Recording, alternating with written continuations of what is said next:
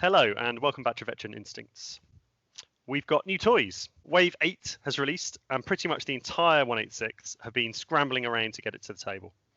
We've recorded a bunch of games this week and we think that this one does the best job of showing off the new ships whilst also being a good tactical matchup. Unfortunately for us, I'm actually playing in this one, but on the plus side, my opponent is none other than South London hyperspace champion and self-proclaimed X-Wing hipster Phil GC.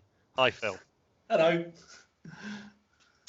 Not wanting Phil to be the undisputed best player on the episode, and certainly not willing to pass up the opportunity to criticise my flying, Central London hyperspace champion and my co-host Lloyd Bowman is here to tell us what we should have done. Hi Lloyd.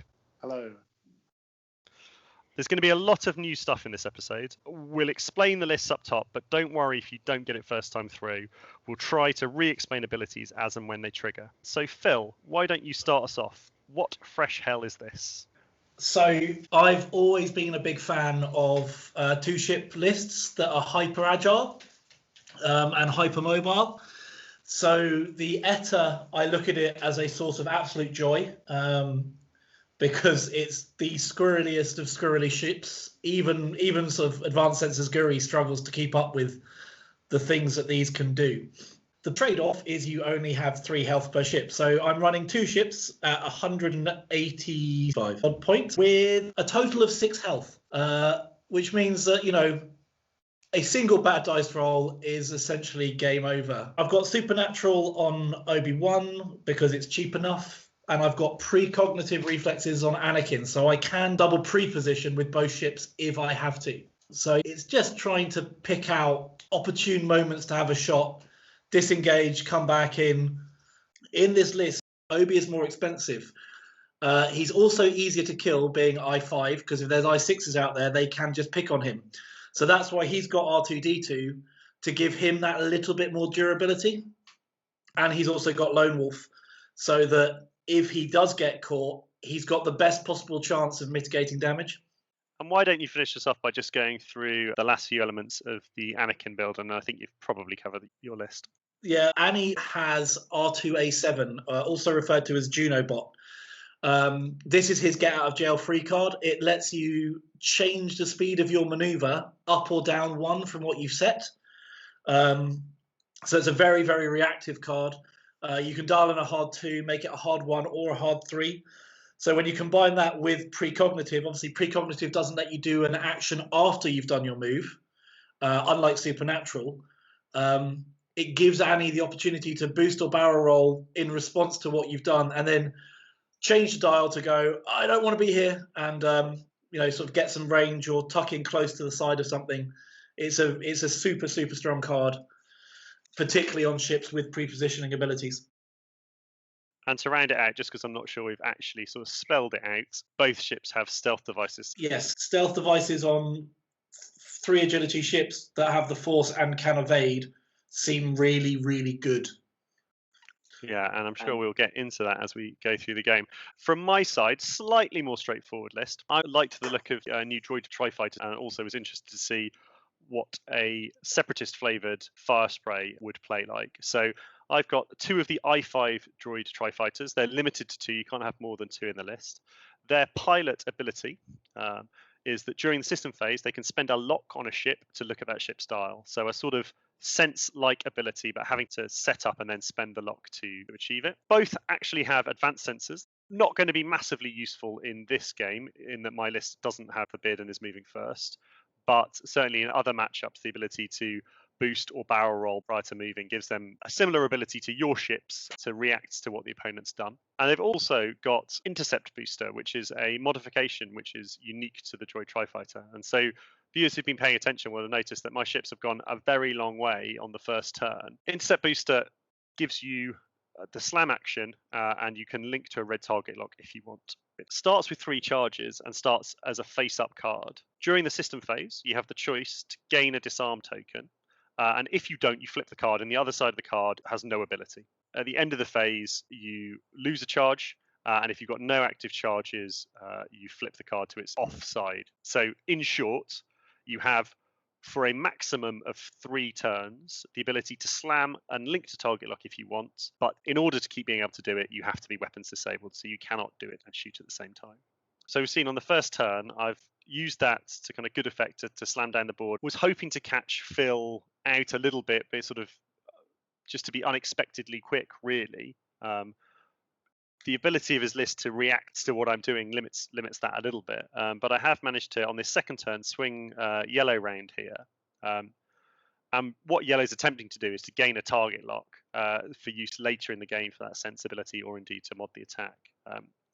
I was slightly worried here about Phil turning in on me and getting a free shot when I had my weapons disabled. So I've actually voluntarily not taken the weapons disabled on red and flipped the card down so that he could come into this position here and just cover a little bit. And Zam in the fire spray is just about to 3-bank around the corner again to kind of cover that space and make it a little bit more scary for Phil to join in. I think it's worth bringing up the ETA ability, which is that you can spend a force to boost or barrel roll in the system phase. Now, it is pre-movement, but it's very different to supernatural or advanced sensors, which trigger at ship initiative. So what I did there with Obi was I anticipated Paul coming in hot to get that target lock. I'm not going to be able to stop it for a third turn, but at least that way he's going to have to keep his weapons disabled if he wants to try and make use of the target lock on me this time. Yeah, and so this is obviously a sort of quite a particular matchup, and for me, this double sort of super race archetype presents a problem. As I said with the advanced sensors, a lot of the points I've spent are only really useful or get their full value if I'm moving second. So I've already lost that.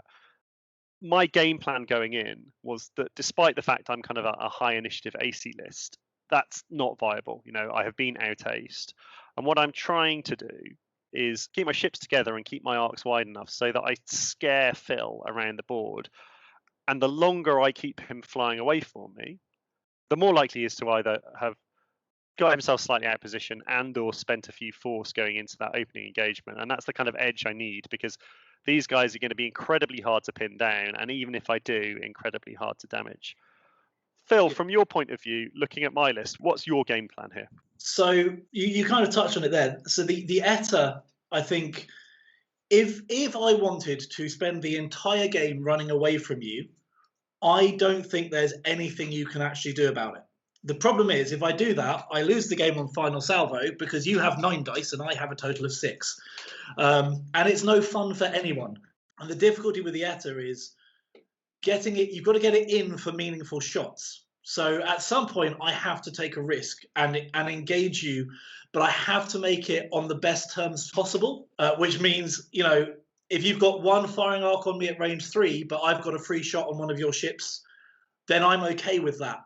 But the key with sort of flying lists that are outgunned quite so heavily as this is, bear in mind that just Zam has almost twice the health that I have in my entire list on one ship. It's all about trying to pick the opportune moment. So what I'm doing in the early stage of the game is I'm trying to break up your formation a bit, make it harder for you to bring multiple guns on at the same time. Now, this is where the tri-fighter is really useful because they are so quick. Having that blue hard 3 makes them incredibly hard to necessarily get away from. So I'm trying to sort of break your ships off, isolate one, pick on that one, run away, and then come back again and try and do it again. So we see here, we're kind of rattling through the turns. That was turn 3, my last turn for yellow to be able to slam and take his target lock. But I think when facing lists like this, you need to kind of set yourself little goals to keep your spirits up and keep yourself interested. And goal number 1 was to get that target lock. And so managed to sweep it and get it. Obi very sensibly leaving the building. And we're looking, Lloyd, like we might be coming in towards an engagement next turn after a few turns of repositioning. What do you kind of think about the relative merits of our positions here? It's interesting for Phil particularly, so let's address that first, because this is the kind of list where I think Phil sort of said you don't want to be trading shots 1-to-1 with something, and if you do, you want those shots to be hugely in your favor. So when I've run these kind of defensive Jedis, I will quite happily take the first couple of shots that I'm trading with something. If I can't get to a position where I'm outmaneuvering them, and so I only have shots going into my opponent, I'll happily trade shots through a gas cloud with somebody. Because, yes, it's unlikely that I'm going to put much meaningful damage into them, it's very unlikely I'm going to take anything back. And where Phil's already spoken about how defensive his Jedi ships are, if he has a ship sitting behind a gas cloud with force, with an evade, with a stealth device, it's so incredibly unlikely that a single ship shooting it is going to put any damage into it. So you can afford to do that for 3 or 4 turns perhaps, with the hope of whittling 1 or 2 damage into something. And if that's the Tri-Fighters, then perfect, because then you already have points. And if it's the Fire Spray, then it gives you an opportunity to disengage, come back in for 1 more pass, essentially score some points, and then disappear. So that's, I think, how I'd look at it from Phil's perspective, and he can just afford to be patient and wait for that engagement. And actually, though we skip turn 0, I think looking at where these gas clouds and rocks are, the gas clouds that are clustered on the left-hand side is where I would have expected Phil to want this initial engagement to happen. And I'm slightly surprised that the board is set up the way it is. I would maybe have had all of the obstacles flipped if I was Phil and try and engineer an engagement by his side that he could control. That would have been lovely, but the difficulty is if Paul set up in the bottom left-hand corner. If I want to try and make use of the gas clouds here, Paul's able to come into me a lot easier. Yeah, absolutely. So actually, if I can fly around and get to the bottom left-hand corner myself and start using that myself, that's actually how I want to do it. And the Jedi are quick enough to get over there quite easily. You know, we're only a few minutes into the game and I'm already in Paul's deployment zone, basically. Yeah, absolutely. And I think Paul declined that exact opportunity with Zam. Zam doesn't want to be trading shots with a Jedi through a gas cloud. Already on this channel, we had Dutch on, who was running Advanced Sensors Guri, and we saw him baiting his opponent to try and come into a set of obstacles and then bailing out again, just trying to get him out of position so that he could get around and get shots into them. Yeah, and from my point of view, the Fire Spray makes things a bit easier, exactly as you both described. There were 2 problems with me turning in that turn as I saw it. The first was that any engagement was likely to be my Fire Spray versus one of Phil's Jedi through a cloud, and exactly as you say, whereas I probably don't take damage, they certainly don't, and I don't want to start leaking shields. The other major problem for me was that where Red was, I don't think that his 2 bank actually fit up into this gap that Zam is now in. So it would have left me trailing at least Red and maybe Red and Yellow into the fight. And as I said at the start, I really need to keep these guys together and keep them as sort of one scary block. So that left me with the sort of decision to turn Zam away. The one hard fit nicely between these rocks. An advantage of the Fire Spray is that with the rear arc, if Phil did overcommit, I had a decent shot at him. And the only sort of downside was it meant that I had to do the 3 bank with my droid fighter and keep the stress from last turn, just to get him out of the way and open up the possibility for Zam to boost, which is what he did. Yeah. I mean, currently, the centre of the board is actually Paul's to control from where his ships are. You know, obviously, Yellow here can boost in, cover the centre. Red can hard turn and boost in. You know, Zam's got plenty of options, you know, front arc, back arc. You can either do a Talon roll, you can just do a 1 forward. And that makes the whole centre of the board currently dead space for me. Because if there are 3 guns pointing there, that's the worst place for one of my ships to be. I'd rather have no shots come my direction and have another turn before we engage than risk any incoming fire that favours my opponent. And I'm just trying to get Paul to pick one and go, I'm going to shoot this ship. And once he does that, okay, now the other one's free to dodge in and dodge out and take advantage of things. And actually, while we're on that point and making Paul have to pick and make decisions, when we were talking about your list, Paul, I think perhaps something we glossed over, because there's a lot of new things in here, is the force transponder codes, which essentially give you the ability to jam something when you take a lock on it. Or when it takes a lock on you. Yeah, which I think in this matchup is perhaps less likely since it costs you a force to do, right? So from Paul's point of view of being able to jam a Jedi, is that something you have in mind? Are you looking at a situation where if the Jedi run low on force, then suddenly that jam becomes huge, or? Not really. This build is sort of definitely in its infancy, and I think that the Fire Spray in particular, there's definitely better ways to spend the points than I have spent them. I think Force Transponder Codes is a really interesting card, and for the stream audience, why don't we just sort of read through it just to say exactly what it does. So it's 1 charge, 1-time use. After you acquire a lock on an object or an object acquires a lock on you, if you've got your charge, you lose it and jam that object, ignoring range restrictions. So yes, you double up and you get a jam at the same time as your target lock, but you do not have control. It will happen the first time you are locked or the first time you lock something. So you don't really have a lot of control about using it. I think it's a really interesting and potentially really useful card. It is cheap at 2 points, but it wasn't sort of uppermost in my thoughts in terms of getting this engagement. This turn, and I think with my playstyle against almost any opponent, what I'm trying to do is keep my options open at the start of the game until they limit theirs.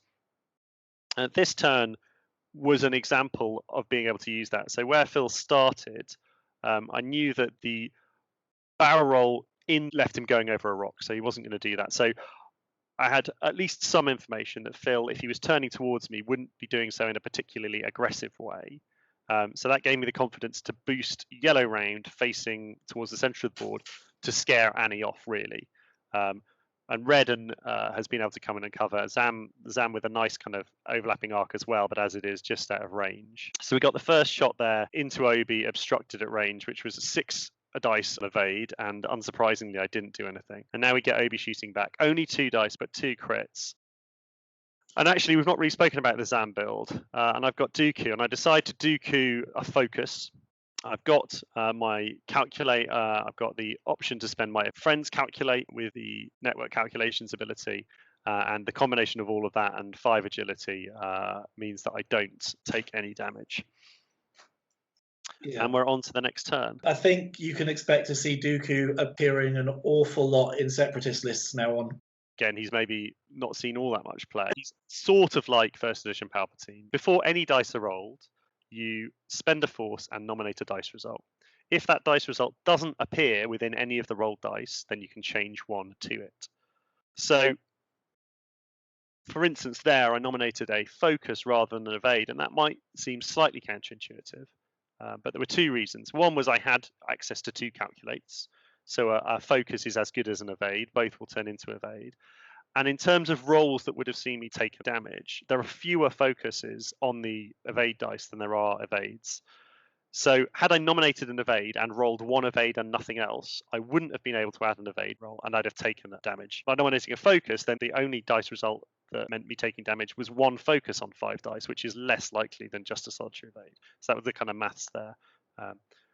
Often the thing to do is to pick a crit or an evade, but there are occasions on which you might need to think about it slightly more. So we've started to get into it here. Phil slightly jammed up by rocks, both Annie and Obi facing them, but obviously with the combination of supernatural and or precog and with the shipability of these ETA2s, he still has options.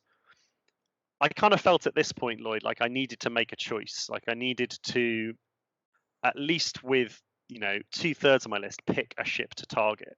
I wonder if you kind of feel the same, and if so, what would you have gone for?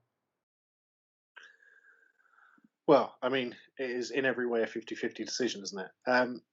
Looking at where you are, so Obi feels like he has the fewest options of where to go because he almost has to pre-barrel roll. And assuming that Phil is going to leave himself an option that he can barrel left or right to respond to you, that kind of takes away most of his turns to the right, potentially. So either Obi is going to look to barrel left and go fast to escape, or to turn left and just hide behind the rock if need be, but that doesn't leave him many options if he does need to try and dodge arcs from that place. So it feels like Obi definitely has the fewest places he can get to. Now, whether Zam's role here is maybe just to get in the way and block and make it harder for him, maybe even limit those options even further, that becomes a consideration. You've also got the lock on Obi, so you have the option to look at his dial. So is that the same sort of thing that's in your mind, that you are going to have an opportunity here to see his dial, he then reacts with a barrel or boost, potentially, and then you have all of your 3 ships to move and to cut down those options? Yeah, so again, the kind of moving first is slightly hurting me here because I have to decide whether to trigger that ability before Phil decides on his reposition action. So he will know whether I know what he's doing before he gets to reposition. Exactly as you said, I think this is one of maybe the few opportunities I get in the game of Phil having more limited options. I actually started out by thinking about Annie because I thought that was the more kind of clear and obvious decision.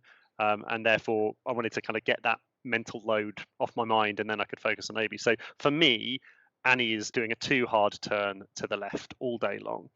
The 2 hard turn allows him with R2A6 to change that to the 1 hard or the 3 hard.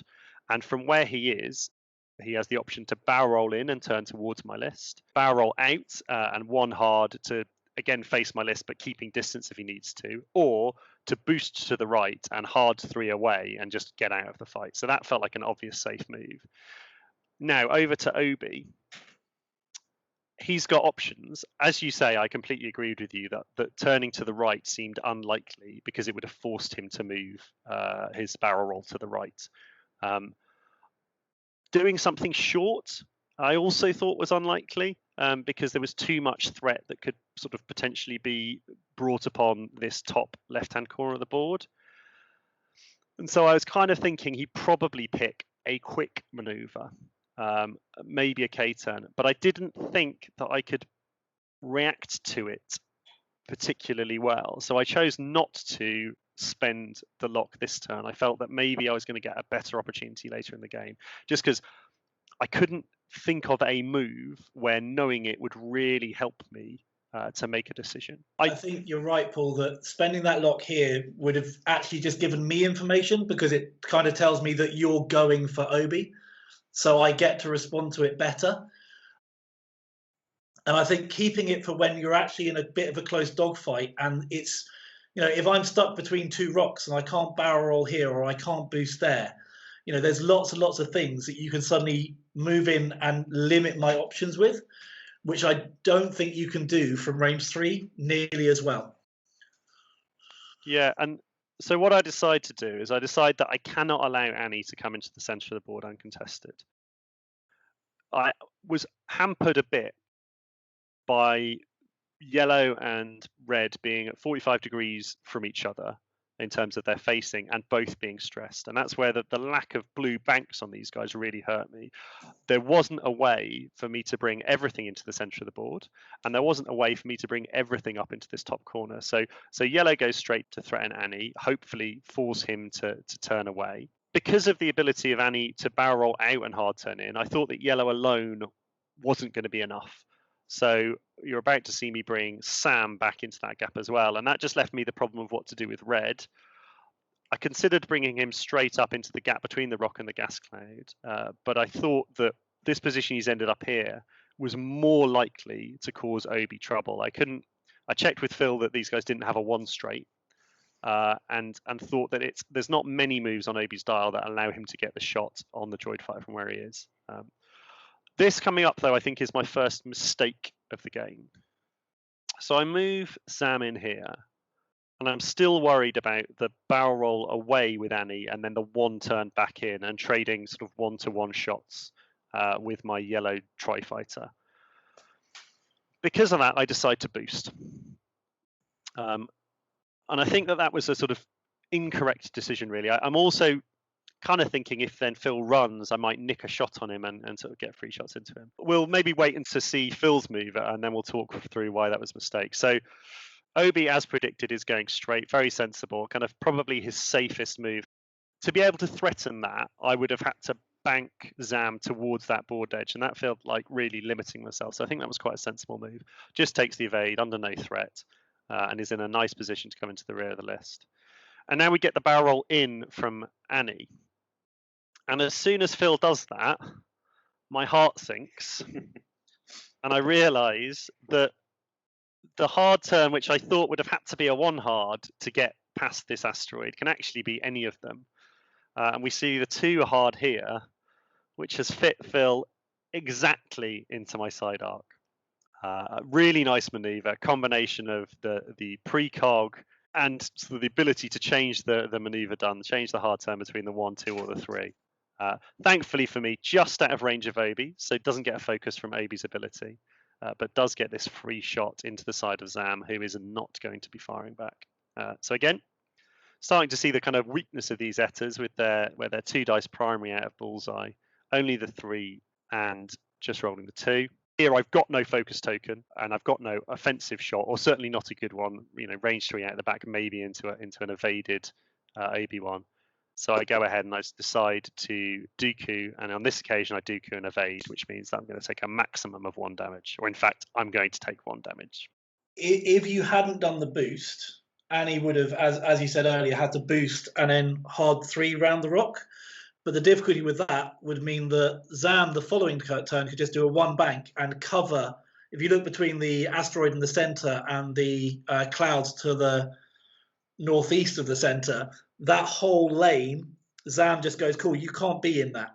So I was very, very glad to see the boost come in because I knew I could squirrel around you. Yeah, and I think the sort of error from my point of view is, as I say, I was worried about that 1-to-1 trade of fire. But actually, with an evade on my droid tri-fighter and the backup of Dooku, I was unlikely to take damage as well. So yeah, I was far better hanging back, preventing the turn in, and I probably would have come out of that trade fine with no damage done either way.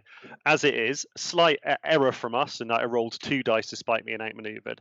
But considering I had Dooku'd and evade, the result was going to be the same, so we didn't bother to re-roll it. But you have let me achieve what I was hoping to do, which is you have a stress ship on its own, isolated in the middle of nowhere. We get a nice 3 dice hit here from Zam into Obi-Wan, but 3 natural evades. Doesn't even need to spend his evade token. And at this point, I'm starting to appreciate quite how difficult it is going to be to hurt these ships. Lloyd, how do you think it's going? Yeah, the isolated ship is a problem, and I think you made a valid point about not letting Anakin have free reign down in the center of the board. But I think you probably did have slightly more options to corral Obi than you sort of assessed here. I think Yellow probably wasn't going to get a great shot, but if Yellow's not going to get a shot on him, it's an opportunity to potentially hide behind the gas cloud that he's now sat next to. Take another lock with Yellow for next turn so that you can look at Obi's dial again. And if you can block Obi, which it looks like you probably could have with red barrel rolling, Zam would have had the option of a range 1 shot into just a 2-force Obi. But it is, with supernatural aces or precog aces, it is a constant battle of trying to get some shots in whilst trying to limit the bleed in the meantime. So I think from that regard, actually, you're still giving yourselves options and kind of making it hard for Phil. My main takeaway from this so far is how much I feel like the point you spent on a shield upgrade on Zam would have been really well spent on some bombs at this point. Yeah, absolutely. And as I say, it was we'd sort of spent the week in the 186 trying to get a game for you guys with the new content, and the opportunity to play this game kind of came up at the last minute. So particularly the fire spray build can be improved and wasn't fully thought out. And I absolutely agree with you. A bomb would definitely have been better. And we've not talked through the Zam Wessel condition cards. Trying to explain them outright is difficult for people to follow. Yeah, so very simply, there's 2 different conditions. You pick one secretly at the start of the turn, and they trigger when you are shot at, or at the end of the turn if you are in something's arc and it hasn't chosen to shoot at you. And basically, it's a bluffing game. One card it is better to be shot at, and the other card it is better not to be shot at. And they both give you the potential for a double tap, and one of the cards includes ways to get target locks, which we can see here triggered last turn. I was shot, and after defending, I acquired the target lock. It also triggered the transponder codes to 0 effect, and also allowed me to regen a charge, which is why I'm now up to 3 charges. So, as Lloyd rightly says, they are very complicated. They're definitely something to read through on your own rather than us trying to explain them to you.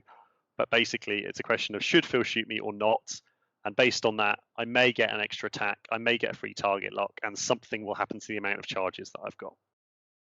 And how are you feeling, Paul, as we now, it feels like probably about halfway through the game, how are you feeling with these droid fighters? Not from necessarily a situation in this match, but just those as a ship. It feels like with them moving first, your kind of primary thought of them is how fragile they feel with just 3 health. Taking evades sort of fairly often or when you can seems to be the way that I've seen you and others doing it initially, which feels like obviously you're limiting their potential damage output, but is that just a reflection on the fact that they can get completely one-shot by these Jedi? Yeah, I think they're a less good TIE interceptor. The dial is not as good. The linked actions are more difficult, more limited. So you've got a boost into calculate or a barrel roll into evade. The thing I felt most so far is the lack of the blue banks. So whilst you're absolutely right, I could have sent yellow straight and then barrel rolled into this gap behind the gas clad. What I couldn't do if I wanted an action was bank him into the gap between the top left-hand rock and the gas cloud, because he would have stayed stressed. So they feel okay, and I think they would feel a lot stronger if they weren't out initiative and moving first.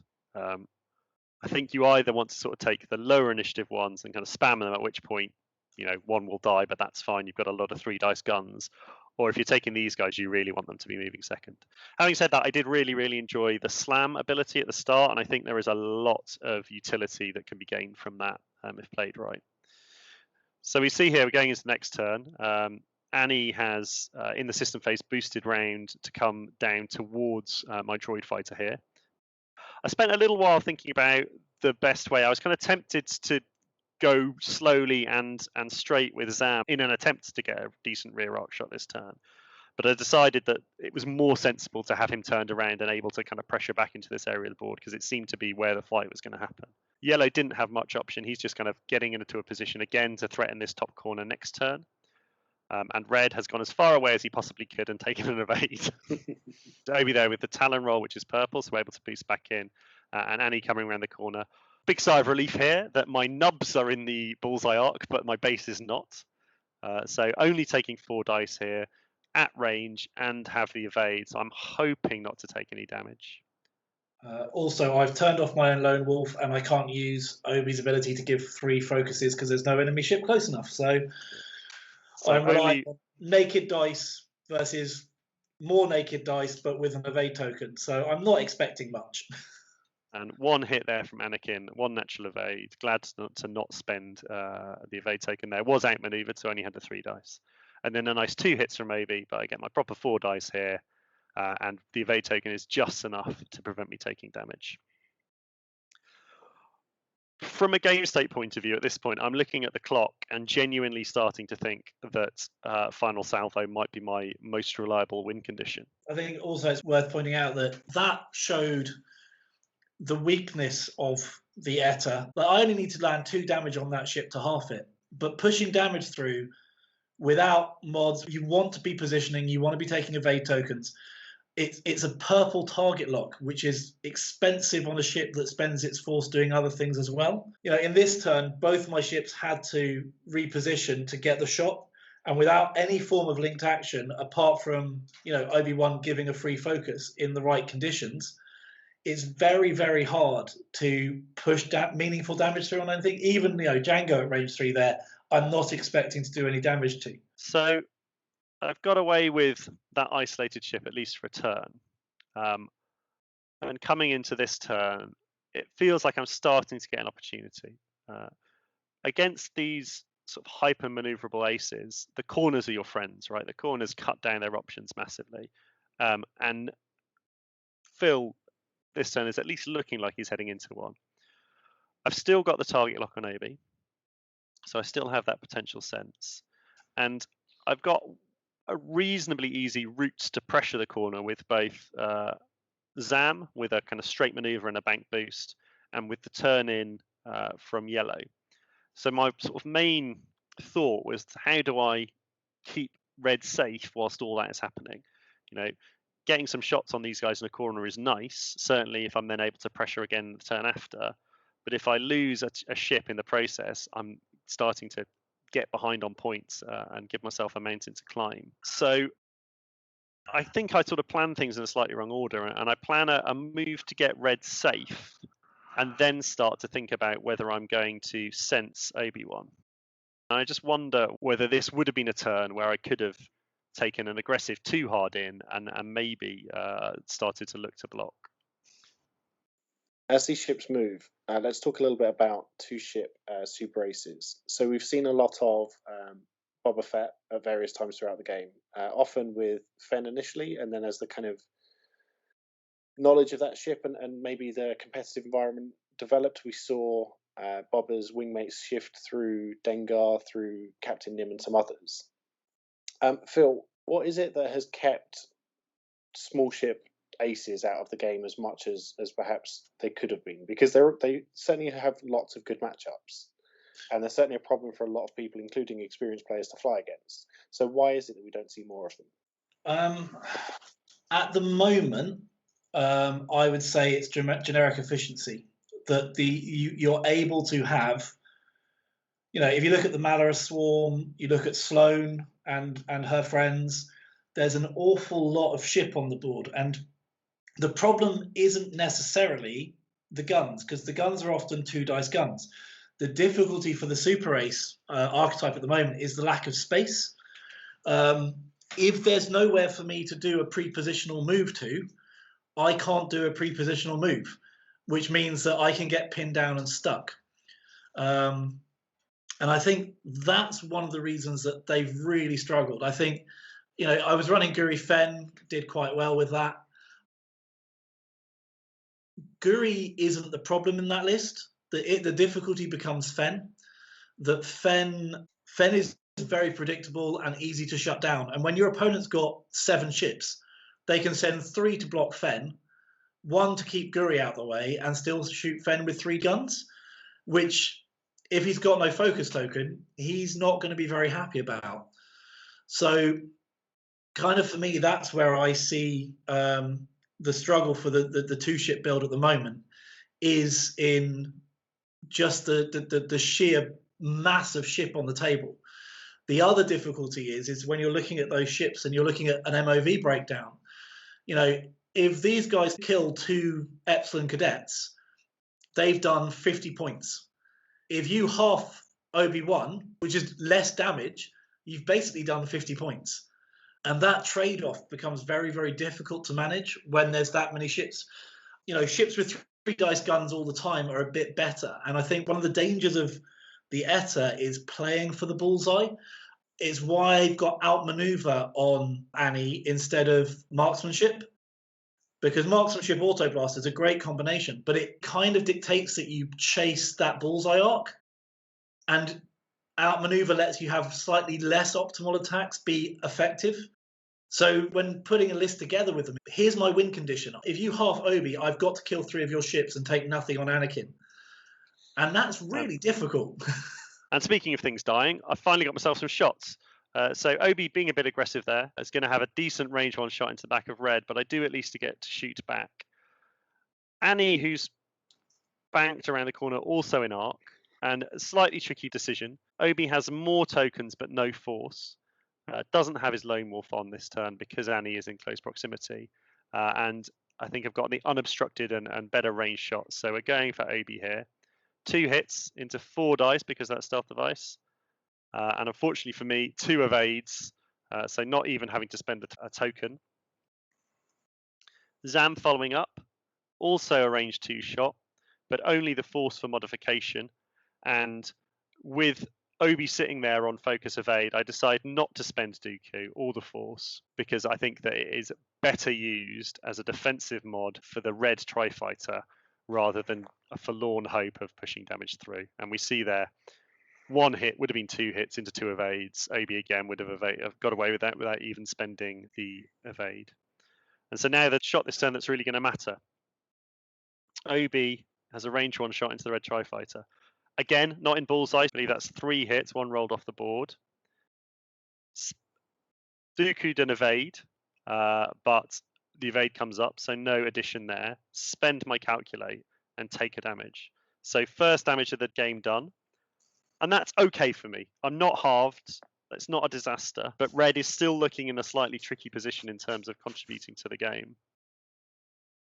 End of the turn here. Zam hasn't been attacked, but is in the arc of something, so gets her double tap. But again, no modification, a single hit, and plenty of evades. So we were talking to Phil there about these sort of double ace lists and maybe what's kind of been keeping them out of the meta up till now. I think it's a good opportunity to talk about how to face them. I think that I've been doing a reasonable job of it so far, and I think the game against these guys is to try and herd them. Do not overcommit. Do not try and blow them up in a single turn. just gently herd them around the board and wait until you have an opportunity where their options are a bit more limited. Particularly with the ETA 2, and something I was learning throughout the game, with the stealth device, with evade, and with their force, they are incredibly unlikely to take damage.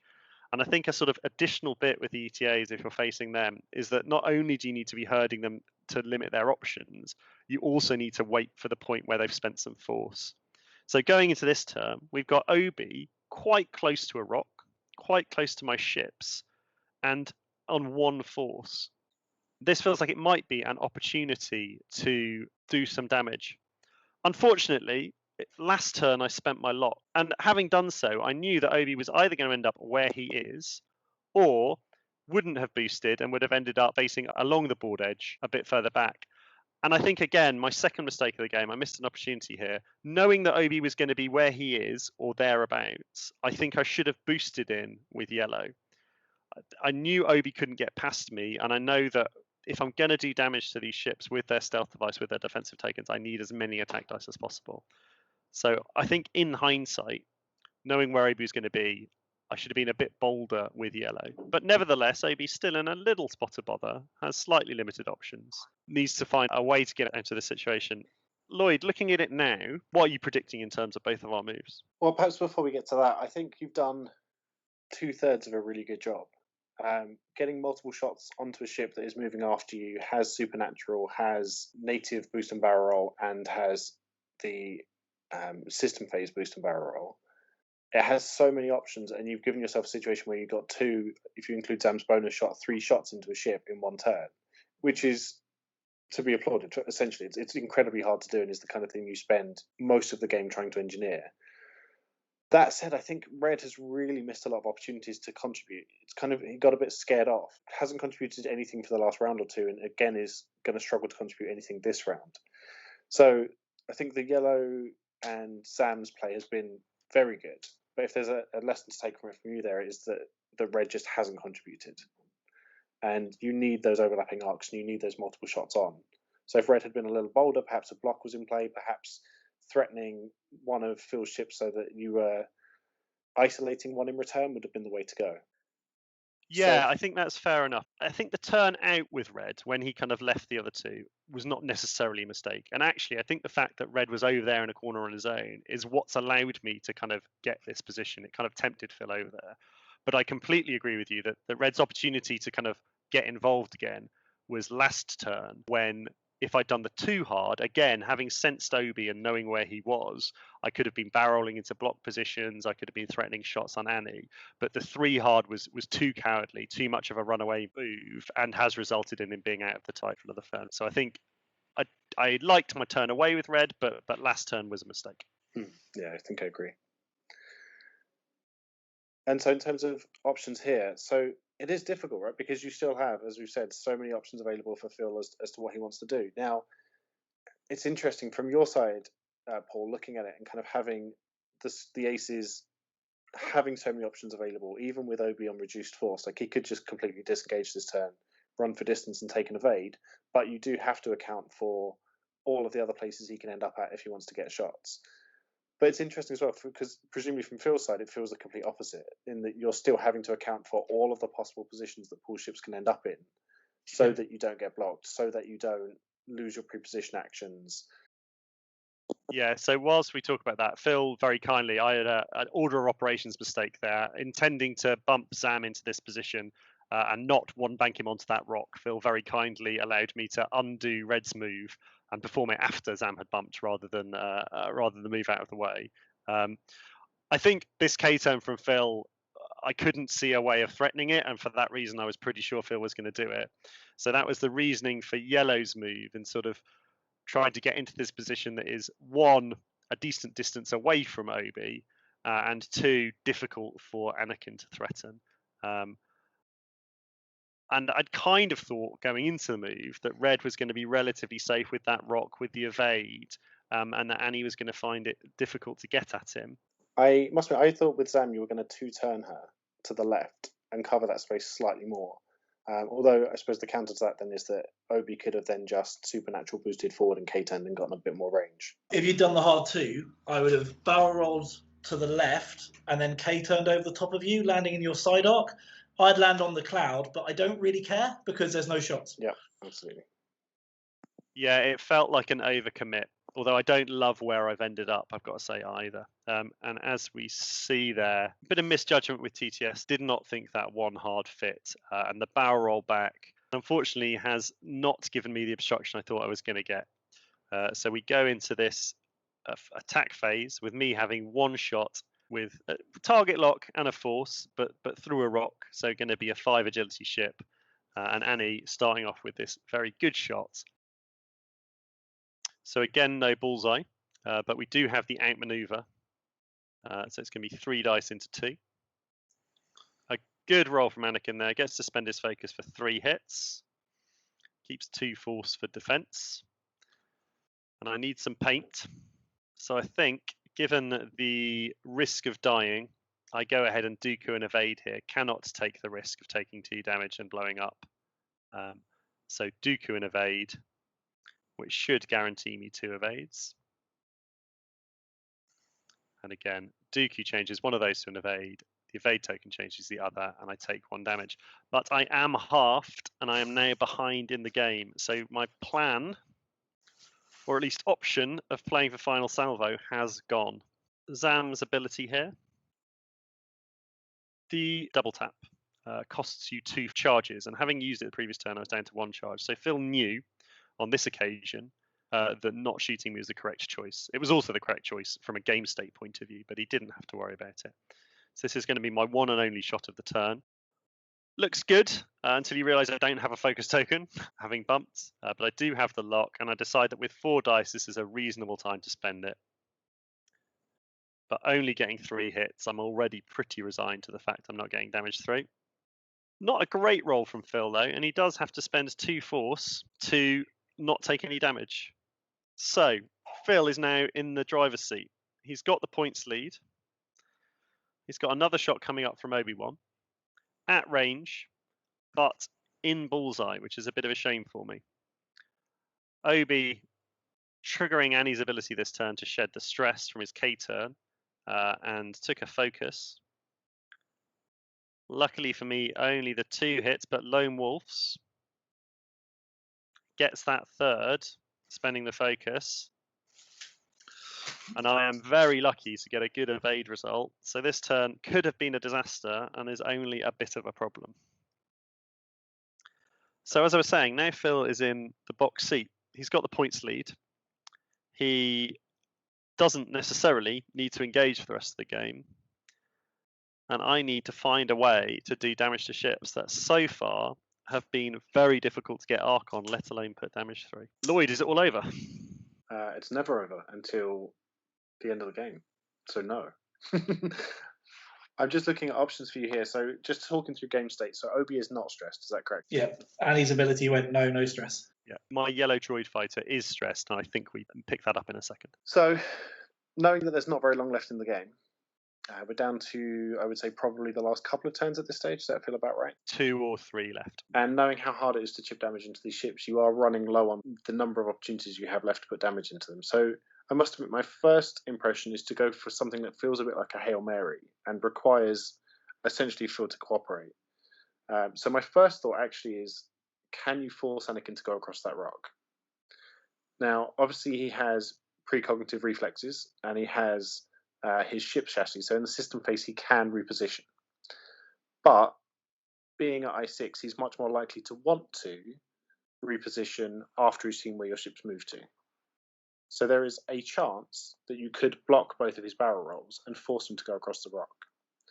So my first impression of what to do would be yellow to 2 turn in and barrel roll to the right, red to 1 turn to the left, and block both of those barrel rolls, and then Zam just takes a 1 turn to the left and presents the rear arc, which also slightly limits Obi's choices. Obi will probably still be able to bump and take no shots and have a shot into a droid, but I think that gives you the best chance of putting that all-important first damage into Anakin, because the first one will strip the stealth device. So that is, I must admit, the first thing that pops into my head. And then, if I didn't come up with a better plan, that would be the thing I'd be looking at. But that does require Phil to not reposition in the system phase, which obviously he has the opportunity to do so. But at that point, you're playing the psychology of your opponent as much as the board state. Yeah, and for me, it was something I considered, but the repositioning in the system phase was too much of a risk. With red, if he were to turn into block, and Annie, as I expect him to at some stage this turn, was to roll out to the left, red would end up getting blocked, and then a very high chance of dying to a follow-up shot from Obi. So I felt like that was too much of a risk. The turn in from yellow is fairly obvious. So it's got to turn in of some sort. I've got to get that gun back around. And then I had to think about Zam for a while. In terms of trying to shoot Obi, who's facing towards my ships, rather than Annie, who has the ability to run away, I quite like the 3-bank to the right from Zam. The issue with that is exactly the same as it is for red. If Phil is to roll out to the right with Anakin, it gets blocked. And so I'm sat here at the moment really trying to see if I can come up with a better option than that 3-bank. I consider the turn away or the bank away, so banking towards the left-hand side, but I don't like the fact that Zam is then flying out of the fight for the final kind of turn or two of the game. So I'm really very tempted by that 3-bank. Meanwhile, in the Republic, I am sitting there going, I've done what I need to do. How do I run away safely? It's one thing to run away from a ship. It's another thing to run away without that ship shooting you in the back. And when you've got 3 dice guns, it only takes one. So Annie has anticipated the potential block. So I've gone to block your block, which is an unbelievable strength of the ETA. Expect to see these things with sense everywhere because they can do exactly that. Look at your dial. I'm going to block you by doing this. I'm initially quite happy with that because it hasn't blocked my Zam move. Zam is now in a position that I'm relatively happy with, but I make another mistake. I should have moved yellow first. He could have then boosted out of the way and allowed Zam to boost himself here. As it is, I have to stay still because I can't block yellow. And I realise that by staying still, I am not getting it, or I'm very unlikely to get a shot on Obi this turn. Still not a disaster. But then this happens, and that is a disaster. I have just K-turned my droid fighter off the board. Thoughts, Lloyd? I mean, as somebody who has K-turned a full health ship off the board on the stream, I'm going to be sympathetic.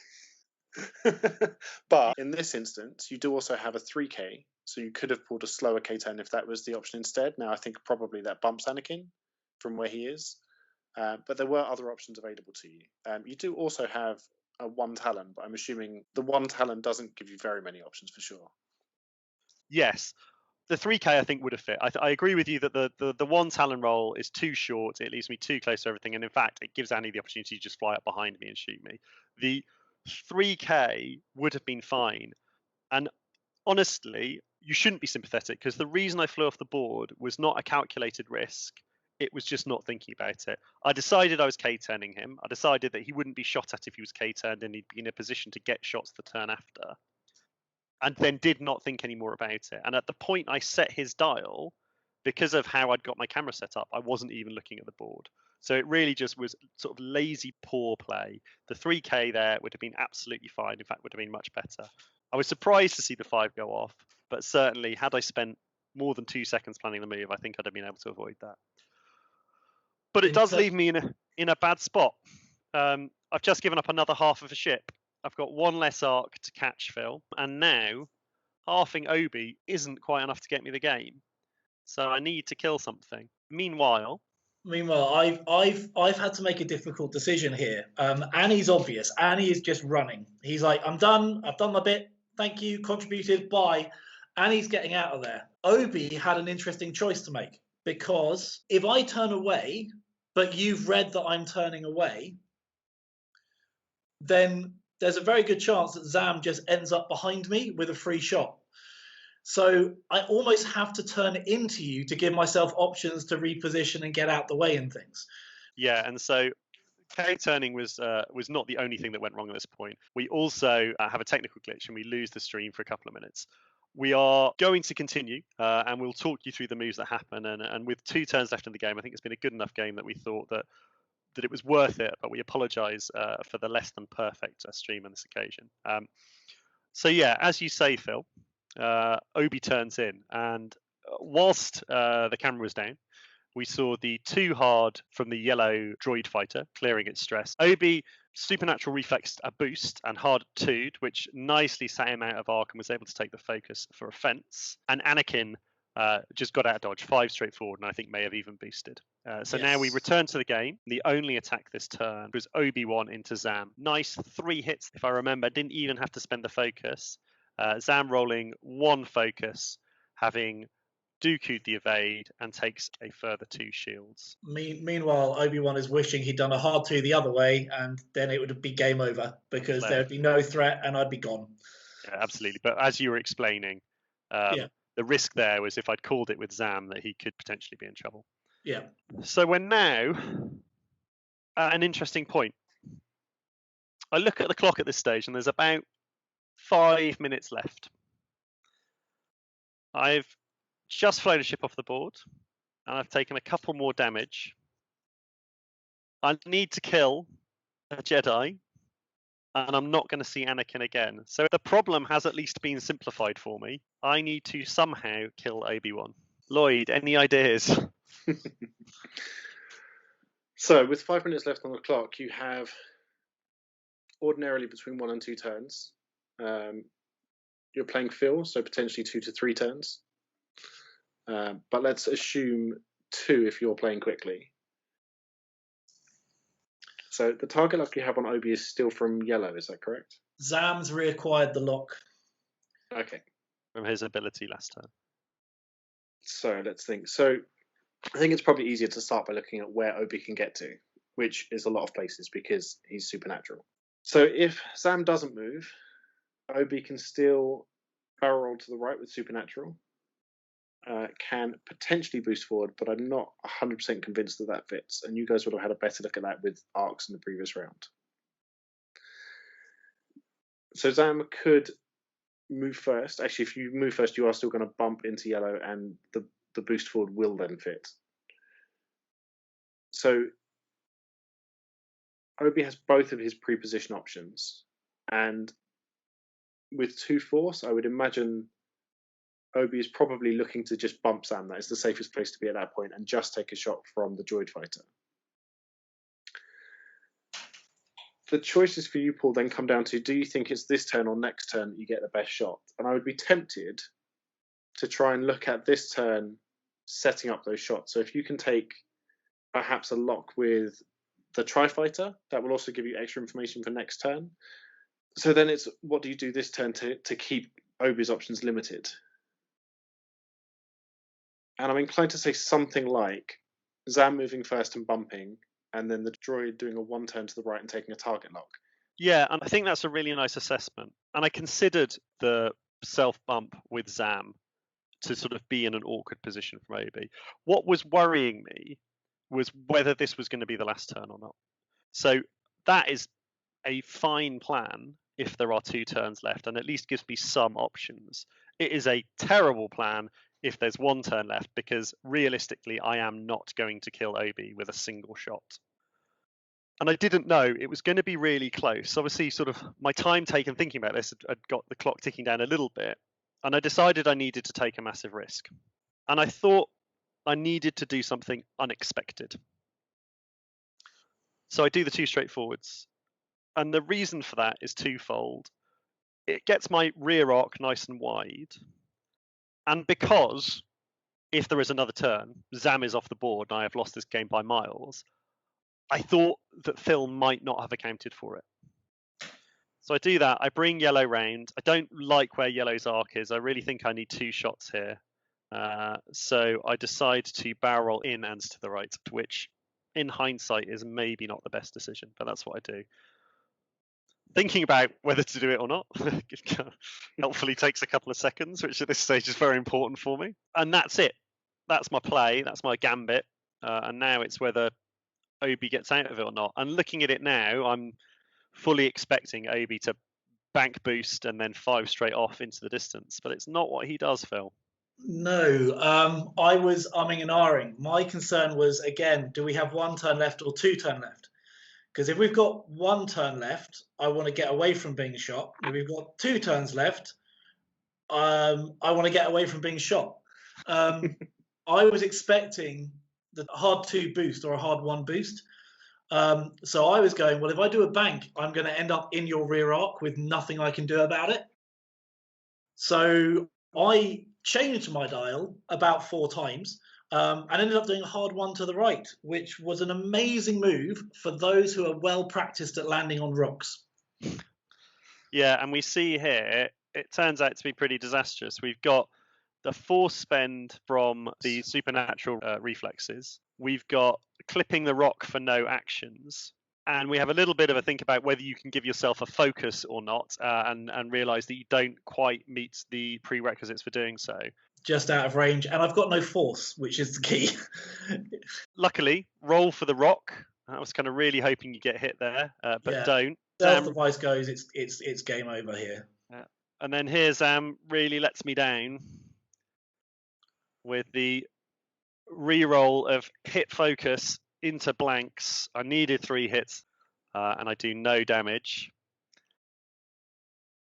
Zam is not going to get a double tap, so this is the last shot of the game. Hit crit, no mods. Could barrel roll linked into evade rather than calculate. It's fine. I've got 4 dice with Lone Wolf. What could go? Oh, that. And so we get hit crit going through. I've done some damage. I've scored some points, and a direct hit will win me the game. But unfortunately, it's a fuel leak. And this is the stress of a 2-ship list like this. Is the what like that could have gone unbelievably horribly wrong. One single mistake. I think I flew the game pretty well, but that one mistake nearly cost me 100 odd points. And that's it. That's the game. And it was a really fun game to play. It was really thinky, quite stressful. Phil was slightly on edge there towards the end, thinking that it might all go wrong at the last moment. But got away with that, and I think deserved to. Certainly, at the point I K-turned one of my ships off the board, I think that probably gave up the ability to sort of deserve the win, if you see what I mean. But a nice game and a nice example of all the new stuff, I thought. Phil, what were your kind of thoughts on the game and what are your takeaways from it afterwards? So I love flying this sort of list. And I'm well used to it. But even for me, who's used to flying, Guri Fen against, 6 Nantex and all that kind of stuff, this was really stressful. Like you just said, it actually got to me a bit because everything has to be so precise. Yes, you've got all the forgiveness of double preposition options and stuff like that, but the one turn it goes wrong, it goes really wrong. I played a couple of games later in the evening after we played this one against Ray and Poe. And when Ray hits you with 5 dice, or Poe APTs you with 5 dice and outmaneuver, the fragility of these ships really kicks in. I was debating taking them to a tournament, and I don't know if I could. It's a super fun list, but it's hard work. It's really stressful. I mean, it's much less forgiving than Super Kylo or Advanced Sensors Guri is. Even with those 4 dice with an evade token, it just takes 1 bad dice roll and you take 50 points off me. You say that, and I'm glad to hear that you don't want to take this to events. And I understand where you're coming from. But I spent yesterday evening, after we played this game, on the X-Wing dice calculator, looking up dice averages. And I agree. I think I played this pretty nicely up to and obviously not including K-turning off the board. I think, as I said during the match, if you are facing this kind of 2 super ace build, you need to do something similar. You need to corral them. You need to look for opportunities where they are low on maneuvering options, low on passive mods, and try and pick that time to strike. And I think I did that quite nicely. The upside on facing the ETA2s is they don't do much damage, so you do have time to do it, and there will be occasions where they outmaneuver you and don't get much reward for it because of that 2 dice gun. The thing that worried me is, as I said, I did the dice calculator. The expected damage from one of your ships, if it was sat in front of a 7-ship Malorus swarm, all at range 2, is 1.1. So 7 double modded 2 dice guns coming in is expected 1.1 damage. And that is if you get all 7 shooting at you, which, let's face it, your opponent has to be playing badly to do that. Yeah. It's similar with 3 dice guns. So if I got my, not that I ever did, but if I got my 2 range 1 double modded, so 2 4 dice shots at range 1, the expected damage is something like 0.8. And that made me think, well, this game was winnable for me, or at least I could compete, because Phil had to be so careful. But honestly, I'm not sure you had to play as cleverly or as carefully as you did. I think there were times where you could have just turned in and it would have been fine. And I do slightly worry about what happens if you play the list like that. Now, I completely take your point that the thing that these guys cannot cope with are more dice than they roll evades. So Ray, Advanced Proton Torps, Poe, these automatically on Wolf Ware builds that we've been seeing, they can all compete and they will all cause you massive problems. But other than that, I feel like this list has definitely got something to it. Yeah, I think to jump in, I think we are going to see a lot of Jedi, mostly the ETA. They are unforgiving sometimes. And actually, I think the point Phil made earlier about generics is not so much the number of arcs they have, but the fact that they can shut down a lot of the prepositional movement, at which point you just have two ships that are fragile. Now, as Paul said, getting them in arc and putting damage into them are not necessarily the two same things. But the fact that there are at least options in the game and in the meta at the moment, particularly as well, that can cause them problems, I think is very good and comforts me somewhat. Because as much as perhaps the internet at the moment thinks there are too many generics in the game, if the answer is too many generics solves the problem of everyone running supernatural aces all the time, I think I'm okay with that. I'm definitely okay with that. I would rather play 4 different swarmy beef lists than 4 players running supernatural aces with their 20-point bid. We're right at the point where the list is good enough to compete in some variety. Not necessarily these 2 supernatural aces, but some combination of them. And obviously included in that, we've seen Boba Fett take a hit and is less efficient and less defensive or consistent than he was. So I think in a vacuum, in a single game, then yes, it's very problematic or potentially problematic. But the meta has answers for it. The other thing to factor in is bombs. Bombs near an ETA are a very unhappy ETA. You're spending force to run away from those bombs as much as you possibly can. Absolutely. And we don't talk a lot about first edition X-Wing on this channel, but that was the solution in first edition, right? When you had untouchable aces, guaranteed damage became the solution. And again, that will become the case. If supernatural aces become more and more prevalent or more competitive, then the answer becomes prox mines, becomes colonnettes, becomes those guaranteed hit bombs. So, Lloyd, anything that sort of stood out in terms of the new stuff? Anything you're excited to try? And any kind of thoughts on how we played and what we should have done differently? I think I'm actually interested to try all of the ships and pilots that we saw in this game at various times. I think Zam looks like the one that is going to be the most difficult to get that kind of full efficiency out, because yes, she can potentially take 2 attacks, but she hasn't got many ways to modify both of them. Yeah, absolutely. Certainly not if she doesn't come into it with things set up in advance. So she could take a lock on turn 1 and then double tap on turn 2 potentially. That's an option, but that requires a lot of setup and build. So I think Zam is interesting and is going to cause some problems for people, but of these 5 pilots we've seen here, is possibly the one that is least interesting to me. And then the I5 droid fighters are really interesting. An I5 interceptor is always going to be worth a look. I think in this matchup, yes, they feel fragile and they have the ability to get, one shot if it goes badly for you, and they don't have a lot of health sitting behind that agility.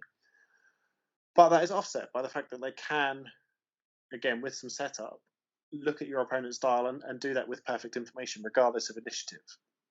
So I think they're also a very interesting ship, and again, something I expect that we'll see a lot of, whether it's the I5s, whether it's the generics, or some combination of the two.